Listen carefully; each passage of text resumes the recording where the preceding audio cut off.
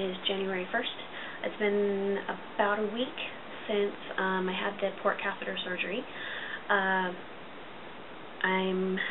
get the CT scan tomorrow, so I'll get to use the port catheter to inject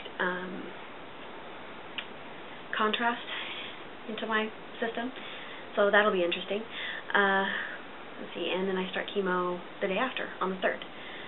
So things are coming along pretty quickly. The first few days after surgery, I was pretty out of it with the drugs they'd given me, and then the day I started having pain, I took a Vicodin, and that was interesting. Haven't had one since. Don't ever want to do that again. So I was going to show you some of the material that they and show how this is coming along.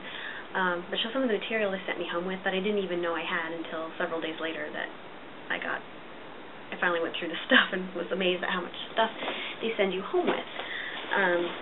And a lot of it's just information, but it would have been nice to have all this information before, because I might change my mind about the whole port catheter thing. But they send you this, like, a little ID card, and there's one for your keychain.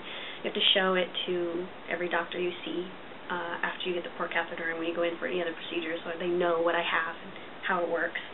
I've got an instruction manual for them in case they don't, know anything about this particular port catheter. I have an instruction manual for me. There's a lot of different languages in here, so this isn't all,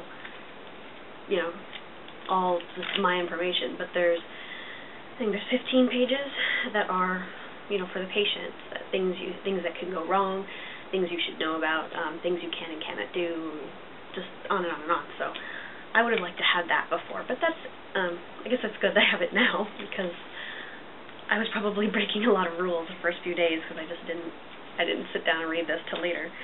I also have another manual that I haven't even really looked at yet.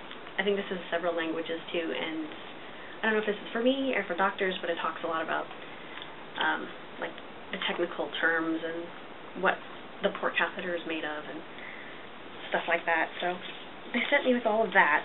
They also sent me with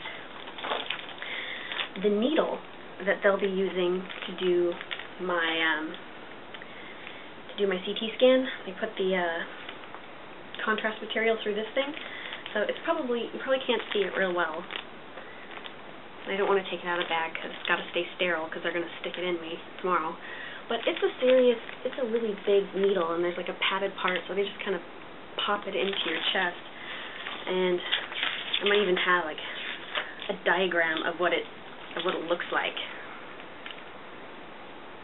I don't know if you can see that, but it's it's interesting stuff. So today, like I said, is the first. Today I'm having all my hair cut off, so I'll attach that as well. Feeling a lot better. This has healed up quite a lot. It looks a little more gross now because, like, the sticky material, like our sealing stuff, like there's lint and stuff stuck to it. I can take a shower now, so it's just really sticky and stuff. It's kind of gross. But it's not nearly as tender. It just, when I touch the catheter, the weird thing is I can actually, feel the catheter because it sticks up, like I showed. But I can also kind of like trace the line as it comes up and heads, then disappears and goes down next to my heart, so weirding me out off and on. But otherwise, feeling a lot better than I did, and still feeling optimistic. And it's going to be hard to have all my hair shaved off, but I've got a support group. A couple of people are going to be doing it with me, so that should be fun. And I guess more info to come.